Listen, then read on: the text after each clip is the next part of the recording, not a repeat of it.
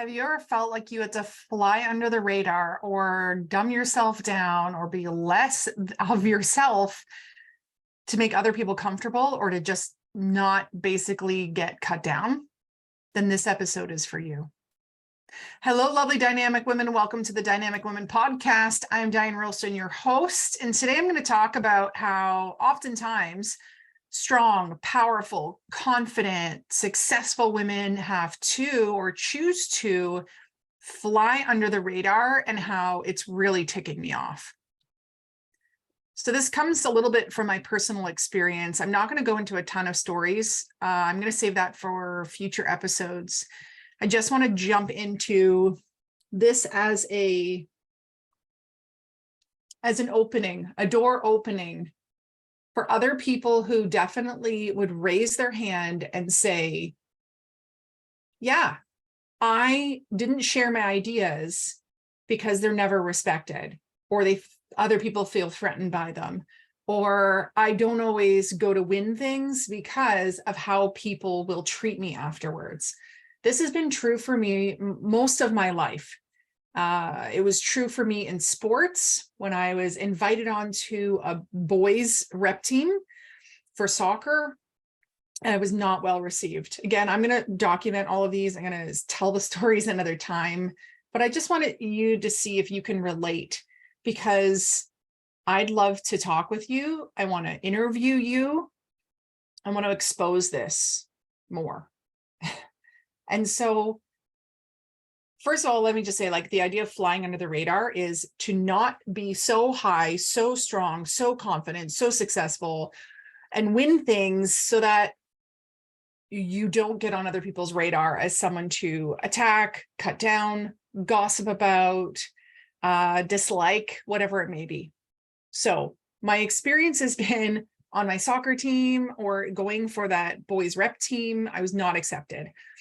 In my soccer league, co-ed soccer league, I had very harsh insults and swear words and derogatory comments made to me at just 12, 13, and as my daughter is 11, like, I can't even believe the things that were said to me that are still being said to girls today. Also in high school, things happening, people treating me a certain way, thinking certain things about me, and then sexual rumors, lies being spread about me in order to retaliate for winning high school president, student council president, the other candidates spreading vicious rumors about me and trying to take me down, and winning partially. Right? Winning against me because I didn't go for something else I really wanted, for fear and starting to fly under the radar. This has happened in so many parts of my life where I was cut down or have been attempted to cut down because I've been successful or confident. And this is not me bragging. This is me speaking my truth in relation to you. If you are a woman who has felt this, then I get it.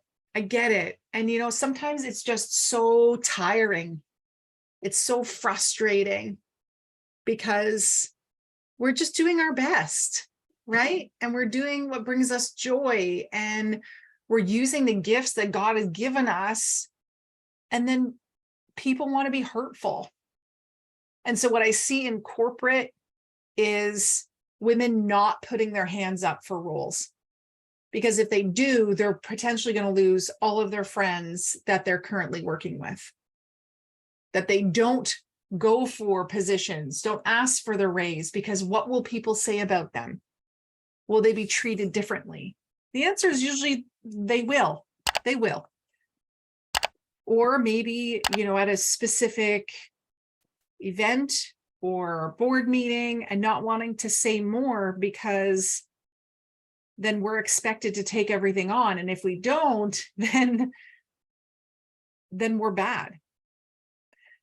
In these episodes, I'm going to be starting to share more of the vulnerable stories of what I've been facing and what others have been facing, and then the triumphant stories of it. And so a few years back, maybe 4-5 years ago, I wanted to interview a whole bunch of women. Some of the requirements were, making multiple 6 figures or 7 figures in some sort of leadership role. And there were some other things. I have to put that together again. But what I found is in these interviews, it kept coming up over and over and over again. Life is just easier if I fly under the radar. Life is easier and more enjoyable if I don't stick my neck out, if I don't win things. And that saddens me, and it also scares me. It saddens me because these women are not living in their full potential for fear of what other people will say, will do, the repercussions. The sad thing is repercussions to doing well. There should not be repercussions to doing well. Right? Yes, you win a sport, you win a game, you are the gold medalist, whatever it may be. There will be people that are jealous of you, and there will be people that wish they were you. But to be in a workplace with coworkers and have other people treat you differently or have it out for you, or in my case, in other people in the industry coming after me, what kind of world are we in where we can't just all do well ourselves? Like, what if everyone just did well?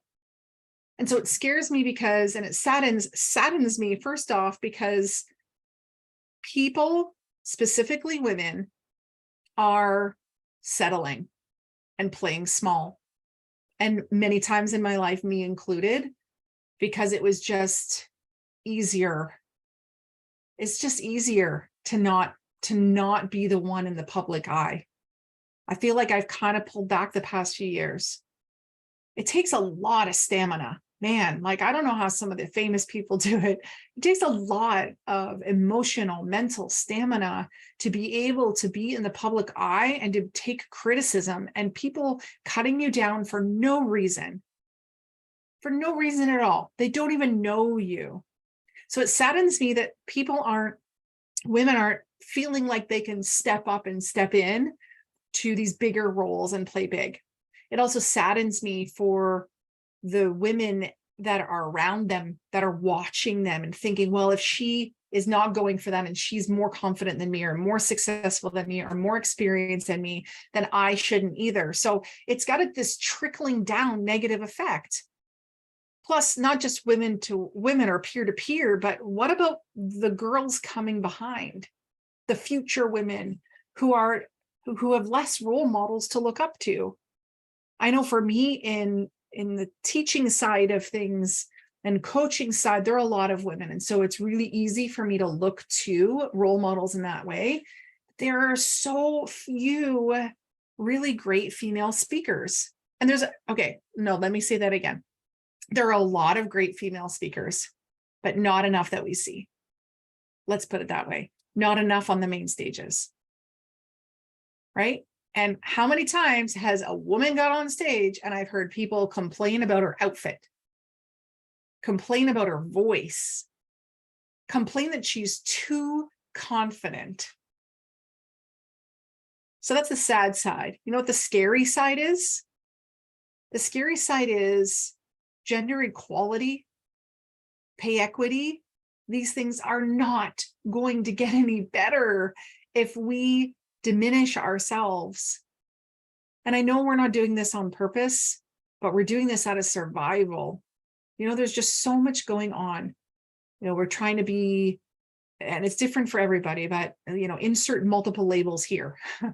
Trying to be the perfect mom, the perfect business owner, the perfect corporate professional, the perfect wife, the perfect friend, the perfect daughter, the perfect sister, the perfect board member, the perfect volunteer, the perfect neighbor. We're trying to be like the perfect everything. And it's not that we're maybe always trying, it's that it's kind of expected. And if making this effort to do all these other things, how then are we also going to show up at our fullest in these places when we know that there's a chance that people will take us down? So I've named this episode just Flying Under the Radar. I don't want us to fly under the radar anymore. So what I'd love to do is I want to interview maybe 10, 15 women. If you are making six figures, multiple six figures, seven figures, and I only say that because you've probably been established in your business or your company, and have a lot of experience with this, you're playing at that higher level. I still sometimes say to my business advisor, I thought when I was more successful and brought in more money and had more clients, that things would be easier. But the truth is, new level, new devil. And you don't even realize who's going to come out of the woodwork after you. And I don't say this to scare the people that are, like starting their business and such, but I'm just giving the reality of it. So I'd love to interview 10, 15 women. Just email me directly, Diane@DianeWilson.com. You have to have been in your position or your company or your own business for at least a few years, not just in startup stage. And unless you've just come from having a business or something for more years, the financial piece I've already shared, and you're in some sort of leadership position or you own your own time, and you've had experience where you felt, man, it would just be easier to just lay low a little bit, to not put myself out there. Right? I want to talk to you. I want to have a conversation, doing some research for some really exciting stuff that's coming up. And you will not only be part of the interview, but I'll share the results with you. And I'm also going to bring all of these ladies who are high flyers most of the time, but sometimes feel like it's just easier to fly under the radar. So if that's you, email me, Diane@DianeWilson.com. A little bit of a different episode. I've had some really great responses to the last episode where I just said, like, the change is coming. And I would love for you to let me know, what would you love for me to cover? What is something that you would love to ask me if you could ask me anything? That's what I want to talk about. I'm going to be bringing it. So if you haven't yet, hit subscribe, share with a friend who maybe needs to hear this. And if you have a review of our podcast, please screenshot it when you do it, then email it over to team@DianeWilson.com with your mailing address so we could send you a little something special in the mail. Until next time, stay dynamic, guys.